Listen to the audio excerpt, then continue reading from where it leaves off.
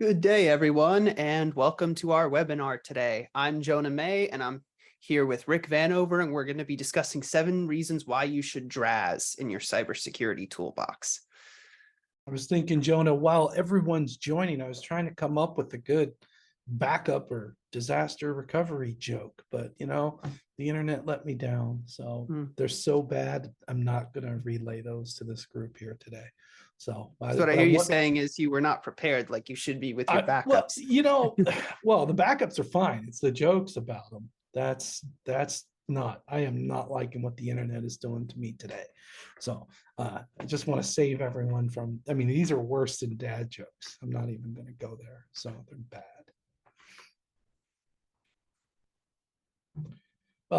Jonah, by the way, we got a good crowd. I guess one thing I'll start before we go here. I'm in Central Ohio.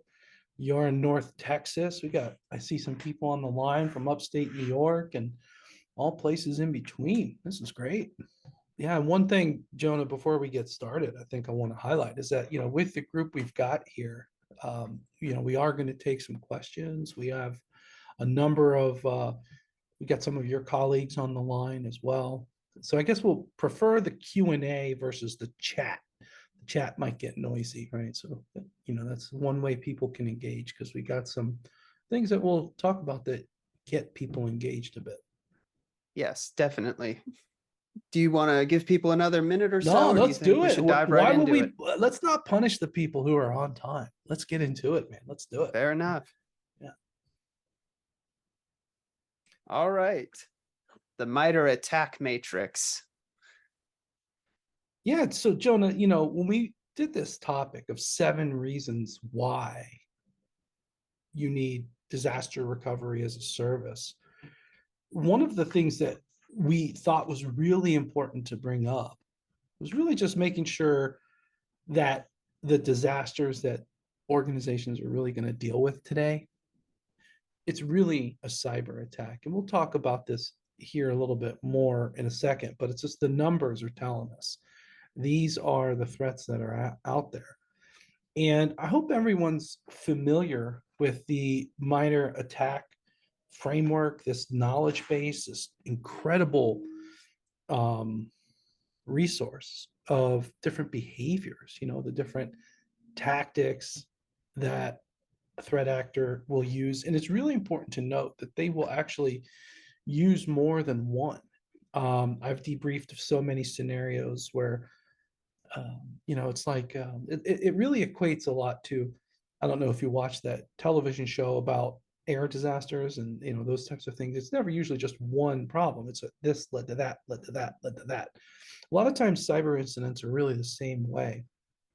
And, the pivot point is this timeline, right? And, Jonah, I know in your experience, have you seen, different types of behaviors with the threat actors' tactics, and then what an organization is doing or not doing well?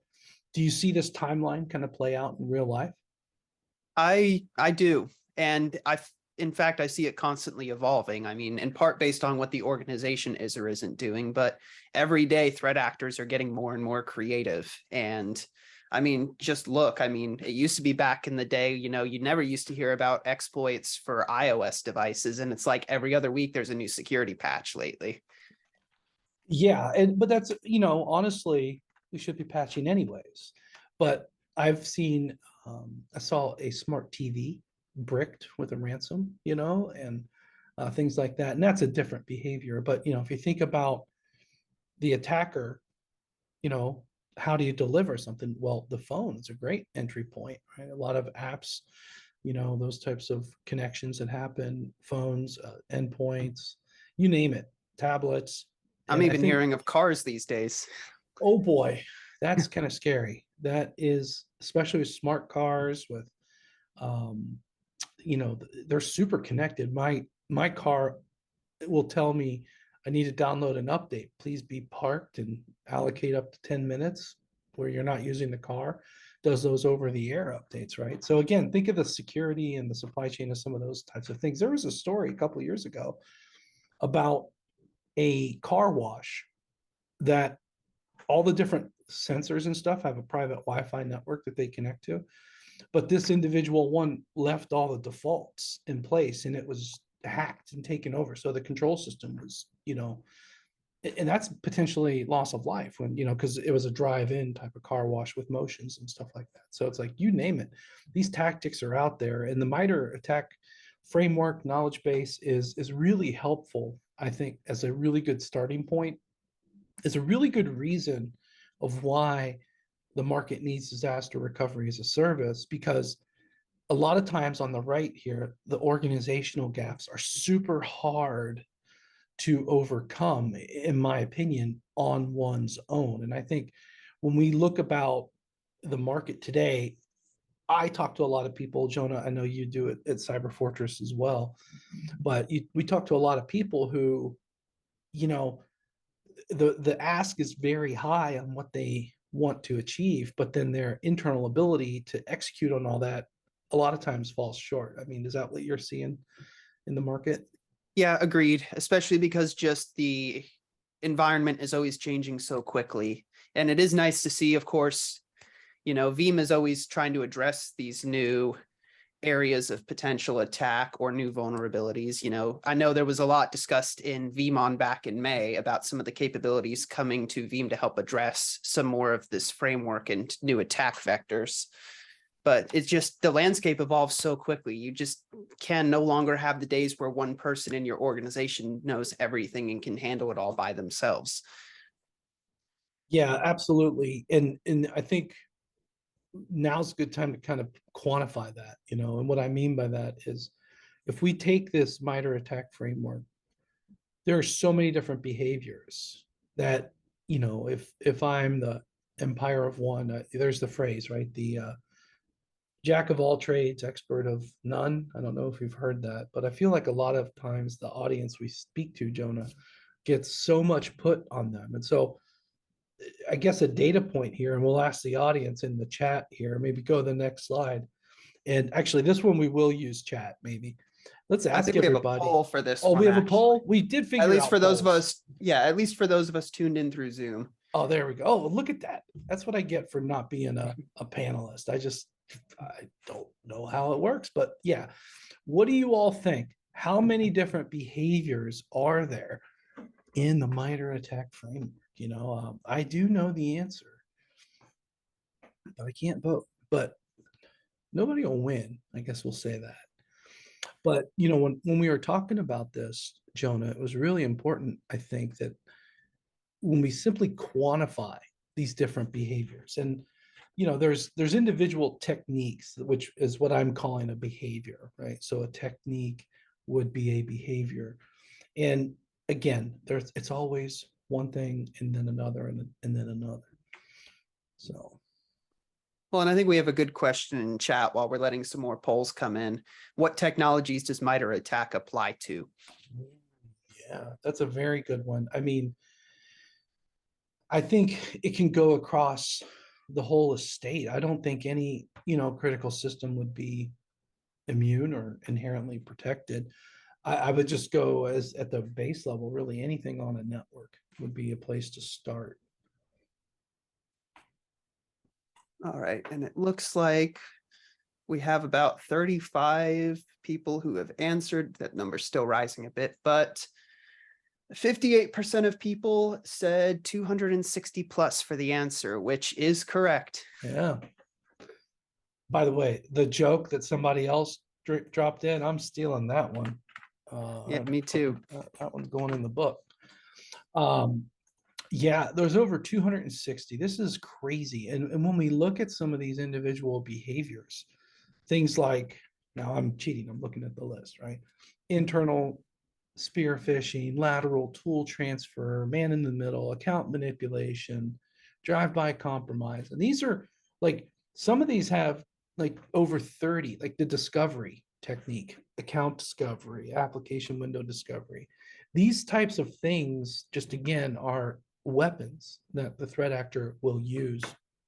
And I highly recommend that organizations look through these. And the reason why is this is an academic approach to the threat actor's behavior.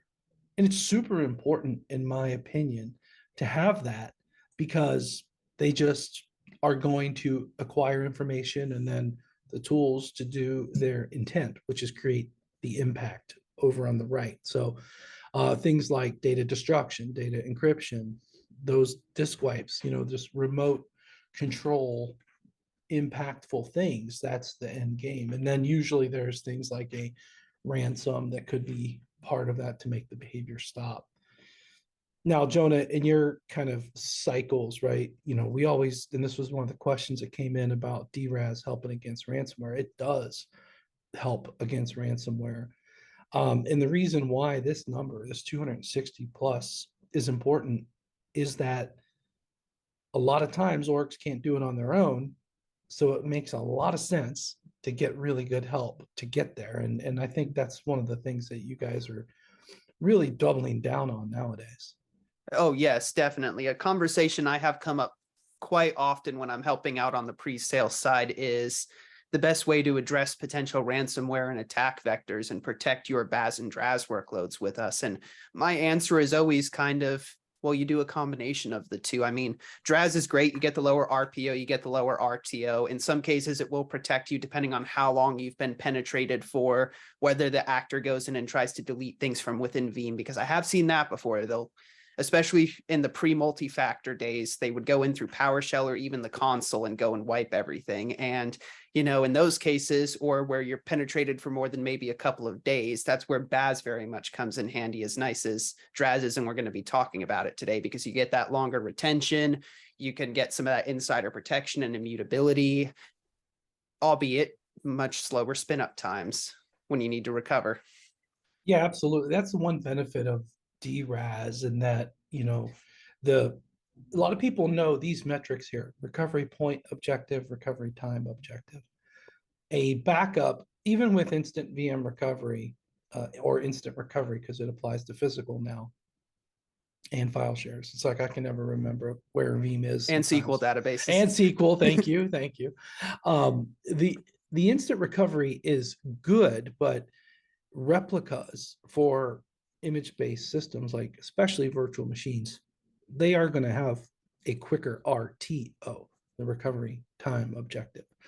But what really becomes a challenge, and this is, when we had in the splash screen, if you didn't catch it, and if you don't see from the background, I work at Veeam, leading provider of backup solutions, disaster recovery solutions. And then Jonah at Cyber Fortress is a partner of ours, providing Veeam powered solutions.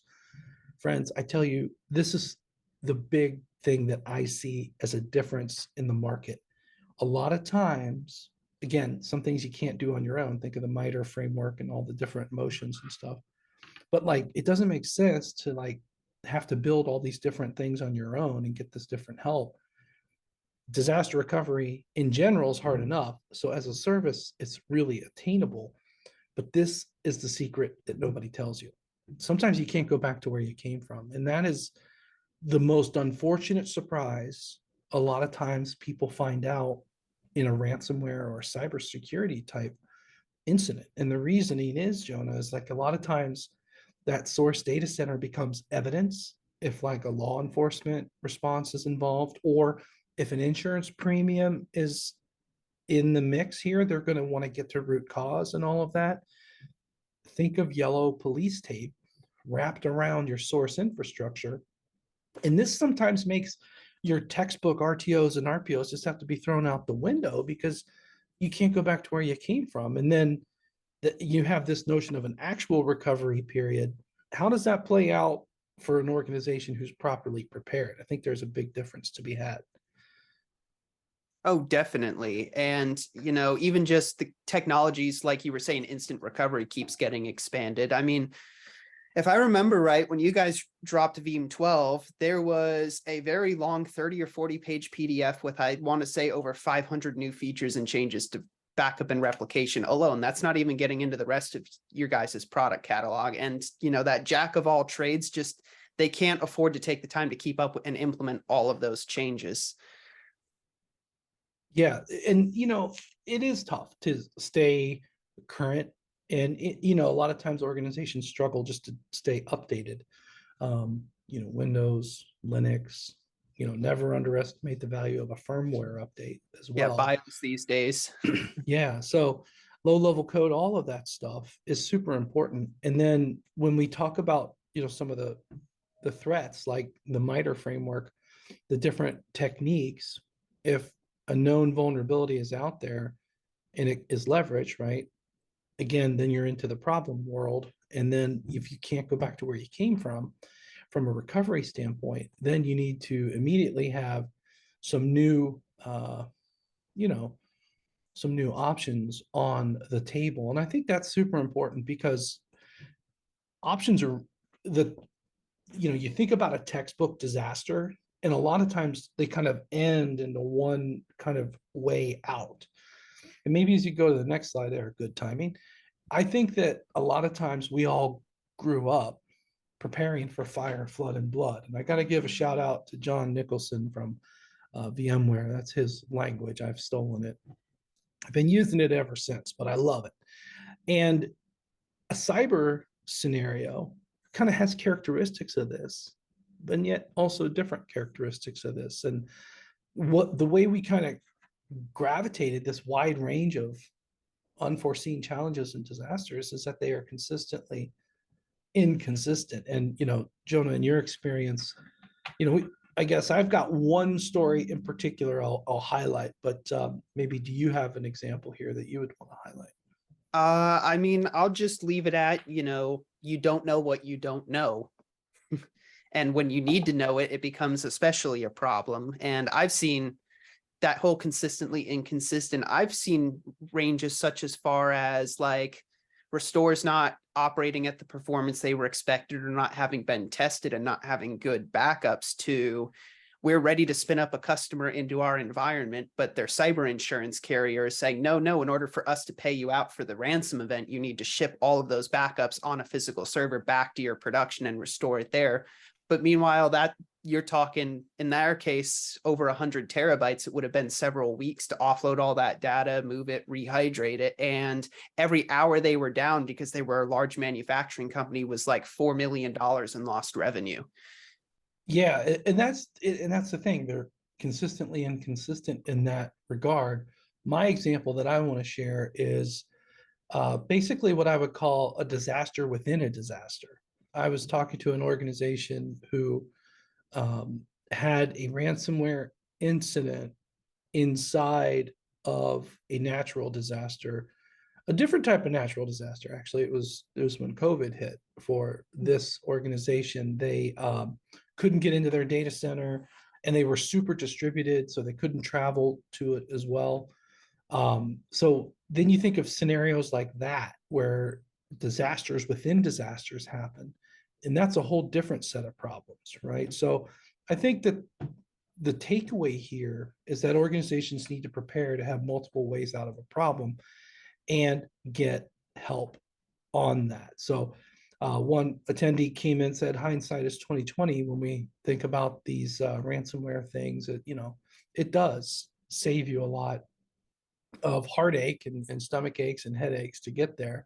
But it is really important, I think, to debrief on incidents and how people got out of them. And in my experience here at Veeam, we drive people through every day incredible recovery with Veeam. And I talk to the support team who handles our ransomware cases and stuff.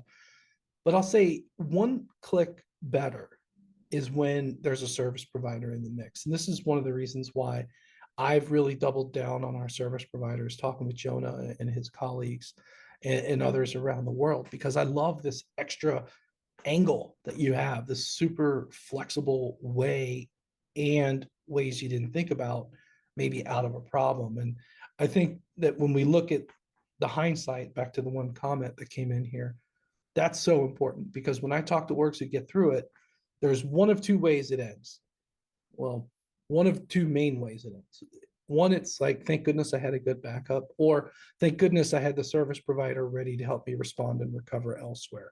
Those types of things, Jonah, they make all the difference in the world.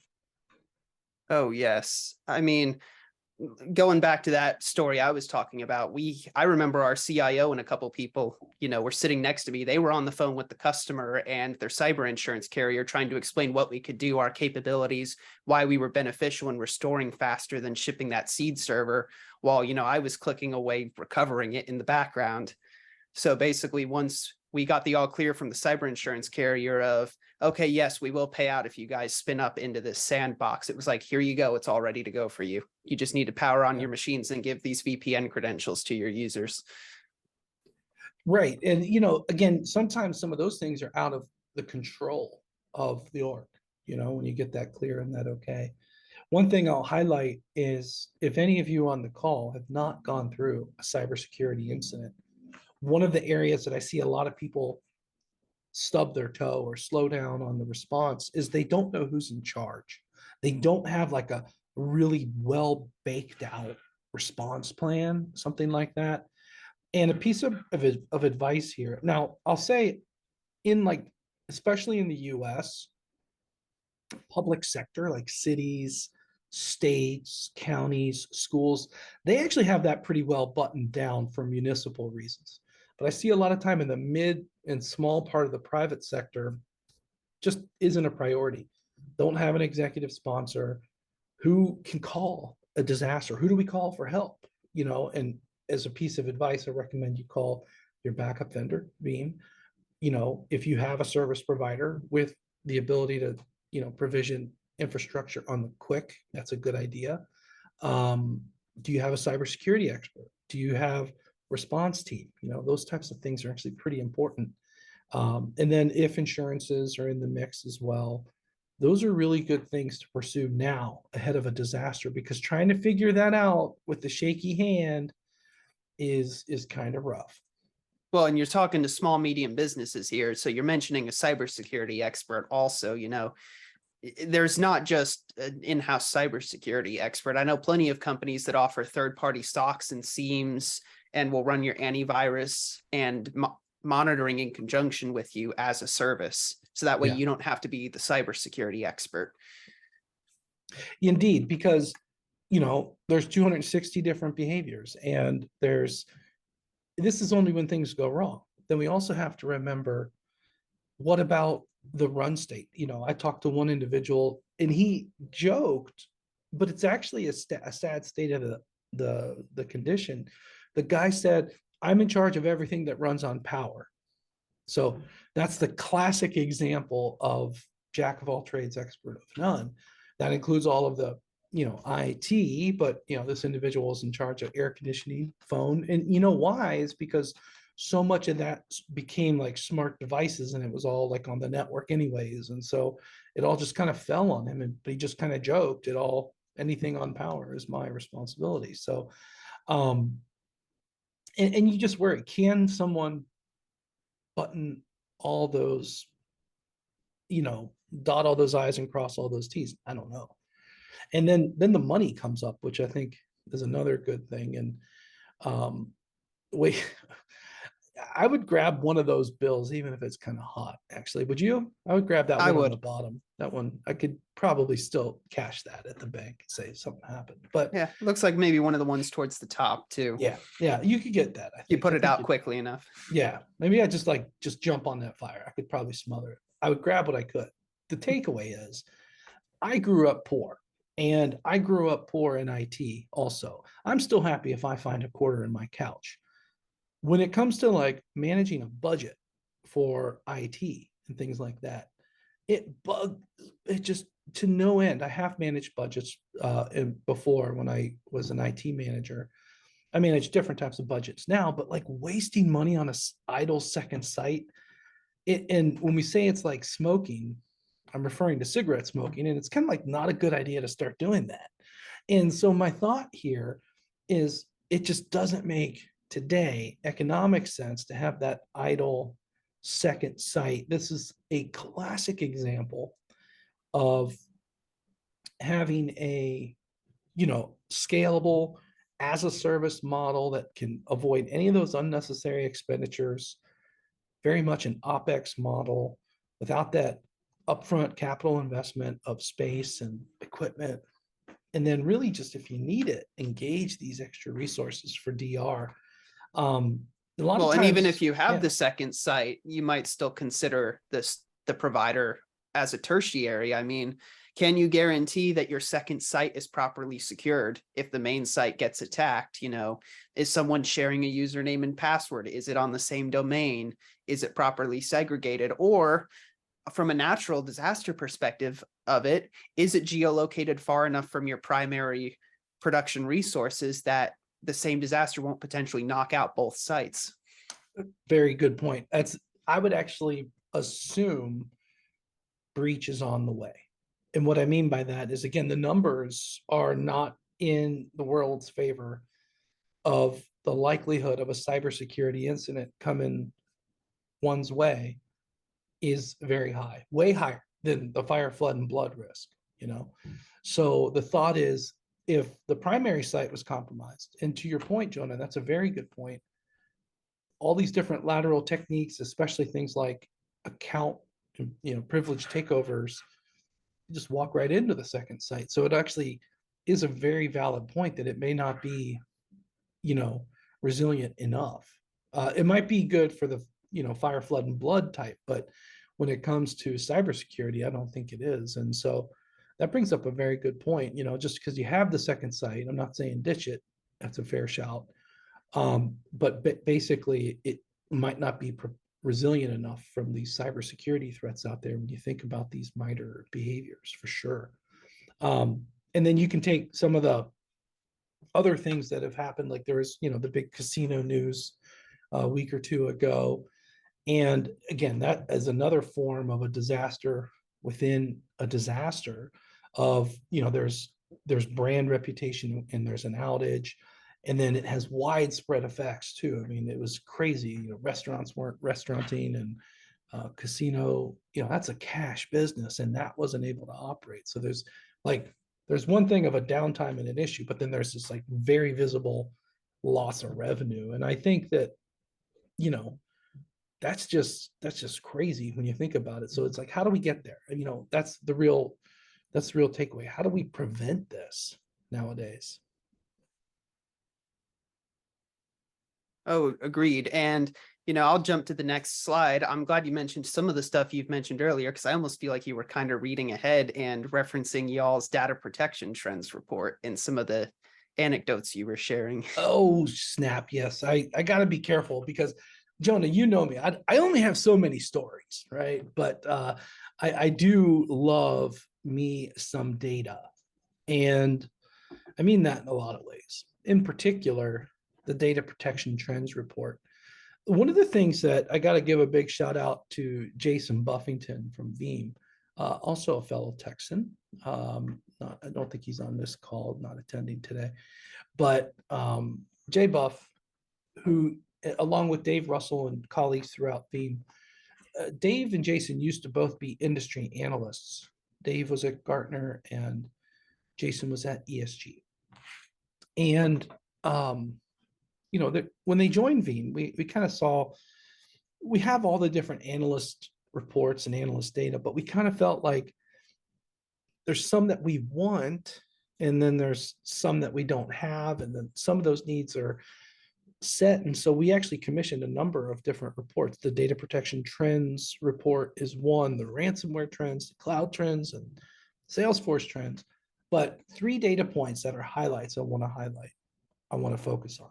The first, we found in this research, this was across the world. This wasn't like a Veeam customer survey. This was all IT organizations, and we used a data firm to help get us these people, because it doesn't do us any good if we just ask Veeam customers. Now, some of them were Veeam customers, that's for sure. But we found that 79% of the respondents, so most, clearly say that they have a protection gap.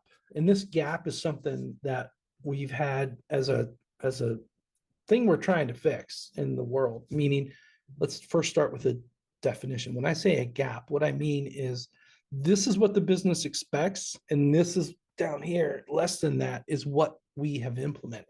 Well, and there's, of course, the fine print in that of 79% of organizations have a gap that they know of, right? Ooh, do. That's right. 79% have an organizational gap that they know of. They might not know, some that say that everything's fine. They might not fully be integrated with their business and their stakeholders. And, oh, we're running Kubernetes. I didn't know that. You know, those types of things. Or that dev thing is now production. How many times have we stepped on that rake? Another data point, which was incredible, 85% of organizations had at least one ransomware attack in the prior year. Same That footnote that they know of. or that they know of. And the 15% are up next is kind of the other side of that. Yeah. But the Well, thoughts, and yeah, I'm assuming these are successful attacks. So how many attacks were there in this that they successfully stopped, whether they knew it or not? I think it's safe to say 100% of organizations have been attempted to be attacked in some form, even as simple as phish email. Oh, You I can know, almost guarantee it. I mean, I've got my little home lab here. I've recently installed pfSense on a physical server and had that take over the networking for my entire home. And it's only been up for a couple of weeks, and I'm already seeing, IPs from Russia or the Middle East or India or wherever else trying to port scan and hit just common like Active Directory ports, even though there's nothing open on those ports. yeah, and I've got stories like that as well. My home um, system, let's just say there was a time I didn't do really good remote access and someone found out about it. Let's just say that, you know. But we have a data point that says 85% of organizations had at least one ransomware attack in a year that they know of. And then within that, there's a lot more to unpack. Like 93%, we found the threat actors of those 85, 93% of the attackers went after the backup storages. Incredible. And then we also found that 80%, again, most of organizations are thinking that backup as a service and disaster recovery as a service is the way for some of their critical workloads. And I think it's important to say for some, because it's very critical. And Jonah, I've talked to a lot of people, debriefed after any type of incident, ransomware, fire, flood, and blood, equipment failure, massive equipment failures. And something really consistent happens with each. They always kind of replay how they functioned, and whether or not it went to plan is another thing. But a lot of, okay, we had to have communication. And again, who's in charge, incident response, that type of thing. That's actually a people thing. It's not so much a technology thing. The next thing of interest was our critical apps.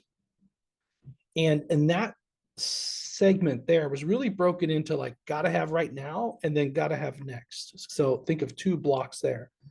But then it's really consistent. There's this third block that they actually just, okay, we don't need to DR recover that.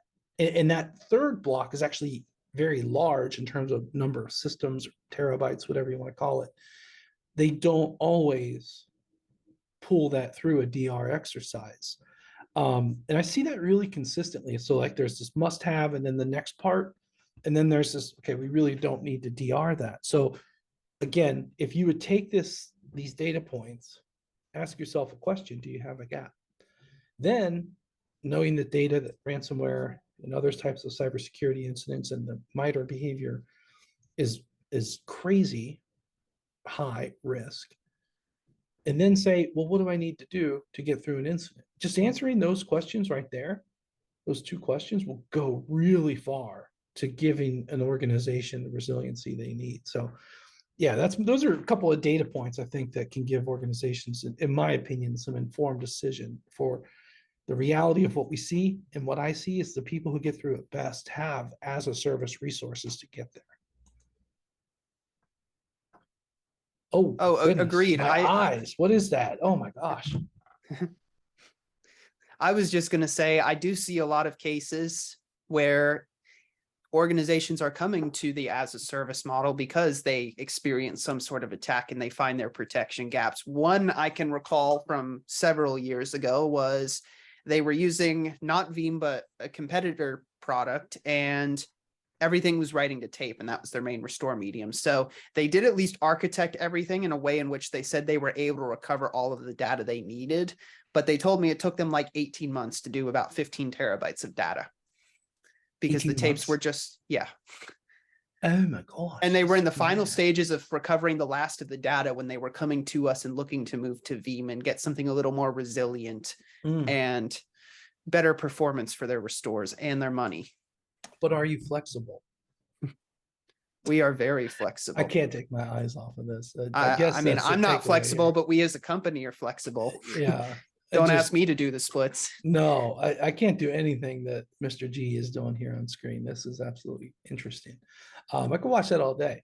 But I think it's important, those types of numbers, Jonah, those are just unacceptable. And so if you're a CFO, if a CEO, CIO, and you hear a story like that, I've talked to so many decision makers that are like, that is absolutely unacceptable, cannot happen again. Honestly, sometimes I've heard stories of people getting removed and fired for those types of um, gaps. I have not yet been in a situation where I know someone has been removed for that gap, but I very much have been with, especially kind of in that state and government department side, Mhm. where you get on the phone with them and the idea is you're their secondary or tertiary site, and their response when architecting everything with you and onboarding is basically, yeah, we hope we never have to use you, because if we ever have to recover to your location, we're not going to be the ones calling you because we're not going to be here anymore. Exactly. And it's funny. One of my colleagues, Emily Tellez from Veeam, she actually quotes an organization who wasn't really ready to respond to some of the challenges out there. And she said, one organization said, "We will try." Their plan was to try, TRY, try. And it's just like those types of things, when you think about these risks, friends, are just unacceptable. So my thought here is that, this as a service model with the help to get there, that is the way. That is the way to get simplified infrastructure, quick recovery, expectations met or exceeded. I mean, I've actually even debriefed of some scenarios, Jonah, where I actually don't remember if this particular one, I apologize, was a service provider hosted angle, but they actually weren't sure, this organization wasn't sure if they should even report it because they fixed it so quick. Okay. So where I'm going with that, folks, is you can get to that level of operational excellence today. So I think that when you try to think about the questions, the gaps you might have, and then answer the questions, what can you do on your own? What can you not? You'll find out there's a lot you might not be able to do. But tell me more about this rapid recovery force. What is that? So that's essentially our take as a service provider on Veeam's SWAT team. And if you're not aware, Veeam's SWAT team is a dedicated group of people in their support team that are trained to jump in and help you fight the fires when you're in a disaster. So we have essentially the same thing here. Some very experienced people in our support team. I believe one of them actually used to work over in Veeam support, who will jump in, help you get everything up and running again during a disaster, build out that sandbox for you. And if they can't figure something out, well, then they're normally calling me and bringing me into it also. Yeah, so a couple of points on that. SWAT, we kind of a cool name, but kind of a jokey story there. That is what used to be the kind of casual name. It stood for somewhat above a tier. And what I mean by that is it's in between tier 2 and tier 3. Anything that puts data recovery at risk is really a high priority, formerly known as SWAT. Now we call it critical incidents, which is where all the ransomware cases go. But Jonah, it is crazy the amount of like debriefs I get from them. I make it a point to, I'm here in Central Ohio. We have one of the support centers here. I talk to those engineers and their managers. Then I'll talk to the one over in Europe and talk to the one in APJ. Really consistent stories and advice. Take those worst practices, flip them around to best practices. Mhm. I'll go on to say they have nothing but good to say about the way service providers can help with recovery. When I hear about things not going well, it's because they're not leveraging some of the best practices that are out there. Again, there's so much out there, and not everyone is as flexible as this individual on the table here to get all of that done. And I think it's super important to kind of cover all those bases. Oh, agreed. And, they as a service model can typically afford features you can't afford yourself. A big question we get fielded a lot is, why would we go to you as a service provider versus say, especially on the BaaS side, somewhere public cloud like Amazon or Wasabi or Azure Blob. And the challenge is always, in those cases, you get what you pay for. Yes, maybe your data is somewhere. Yes, maybe it's accessible. Yes, Veeam technically offers instant recovery capabilities for those, but do you have somewhere that if everything gets taken out, you can restore those back? And what does the latency look like, as opposed to, yes, you're paying a little bit more, but in our case, we have resources geolocated within the same data center and cages as your backups or your DR workloads, where it's fast recovery, it's low latency. It might as well just be you logging in from a VPN into your production environment at that point.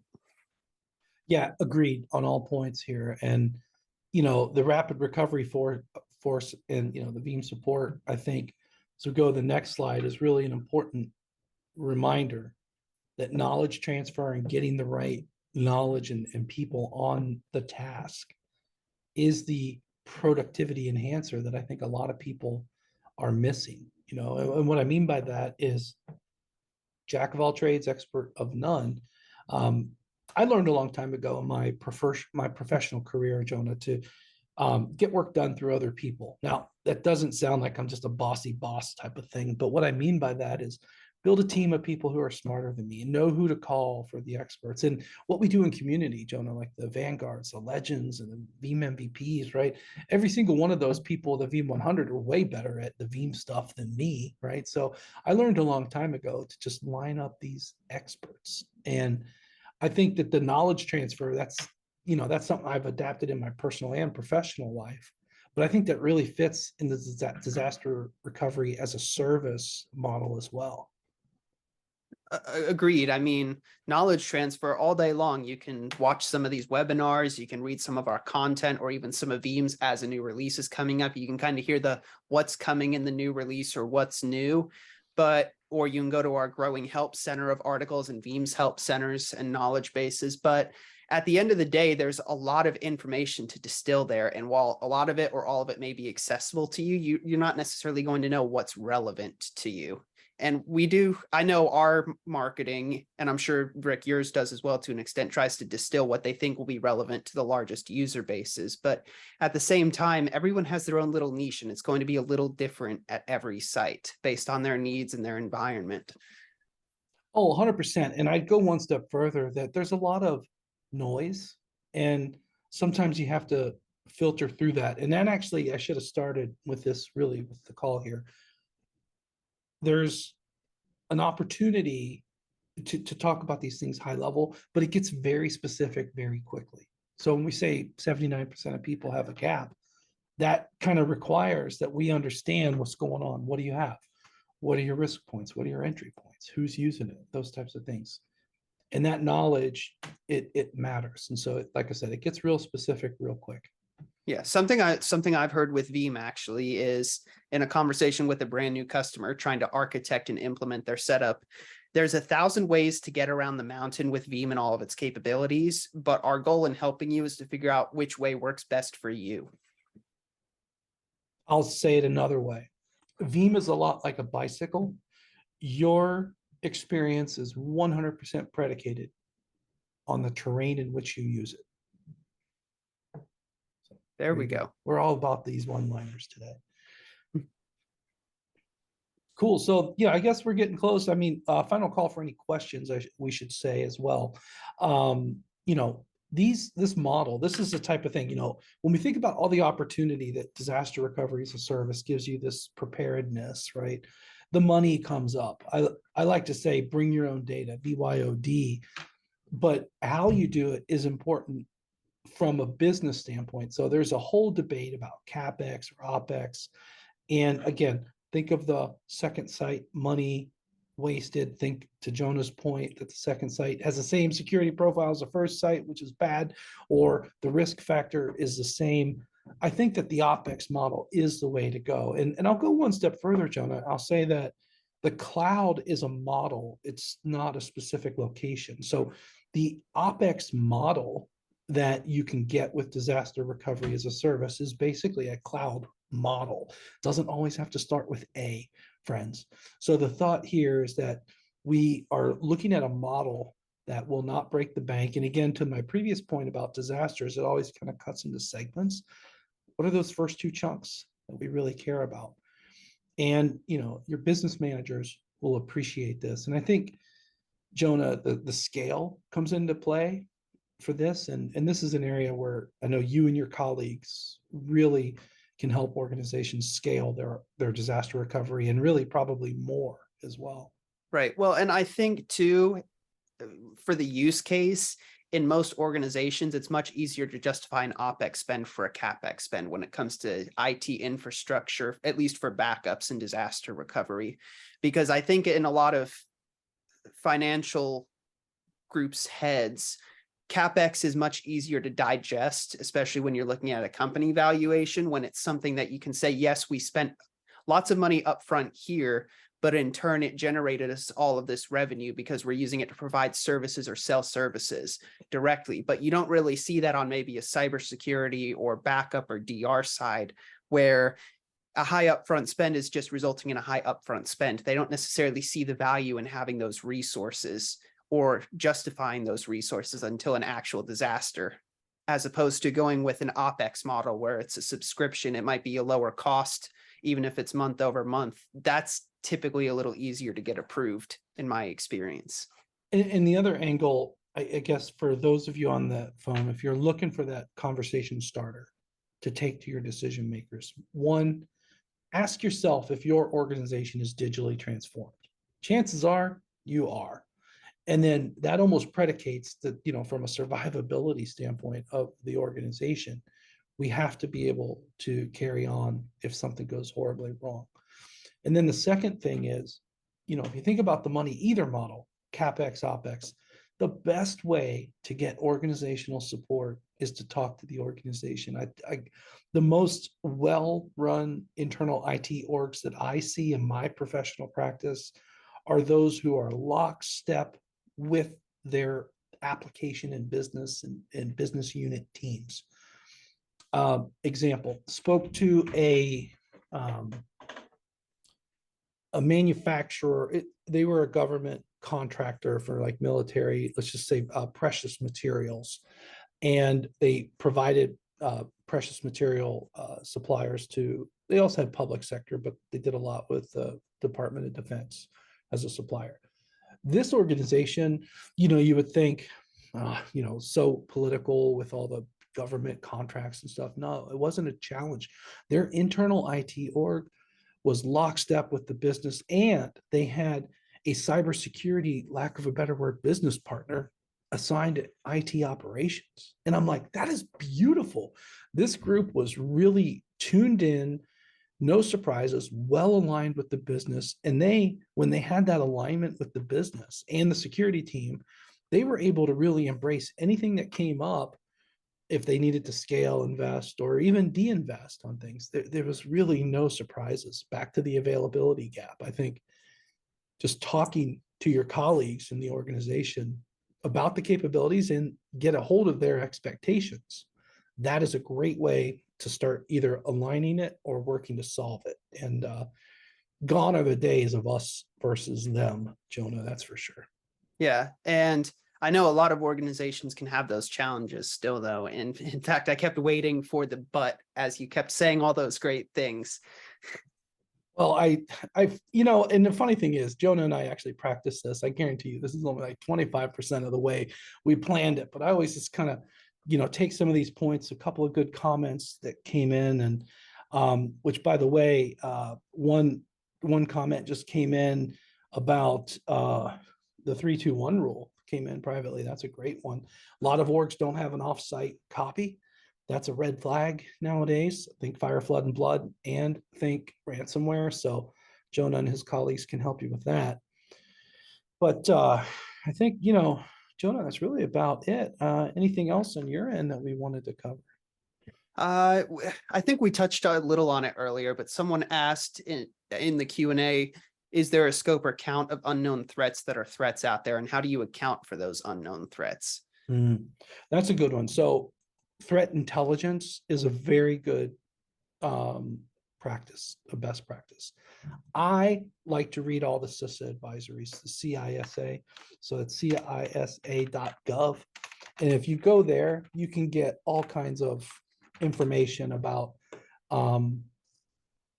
just the different threats that are out there. And they have like changing ransomware advice.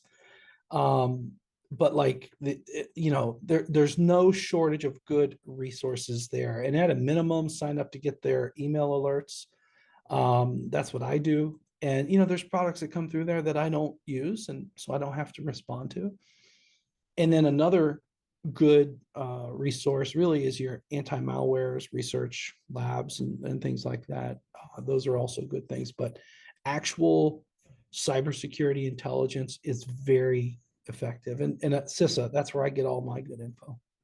And I think too, that's a good opportunity to discuss how maybe a security as a service model for you would be almost as beneficial as a BAS or DRaaS model, right? Kind of how in BAS and DRaaS, we know a lot of what we know because we're not just dealing with one organization, we're dealing with hundreds or even potentially thousands. The same applies for security as a service company. They're constantly reading all of those sources you talked about, but they're also constantly in the trenches. They're seeing what attack vectors are being leveraged towards other organizations, how they were penetrated. And from that, they can build recommendations and put in place resources to help protect you better than you would be able to on your own. Absolutely.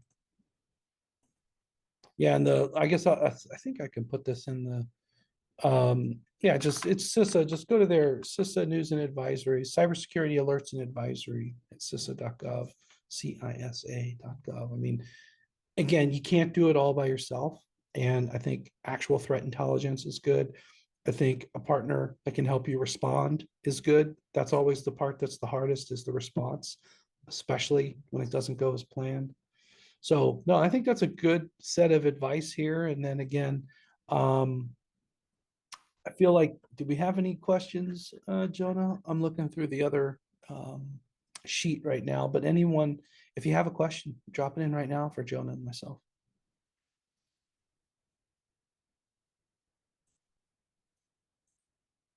All right, there it is. And then there's that MITRE framework link. You can read up on that. You can hit Jonah on Twitter and myself as well, and Cyber Fortress as well. So yeah, good stuff.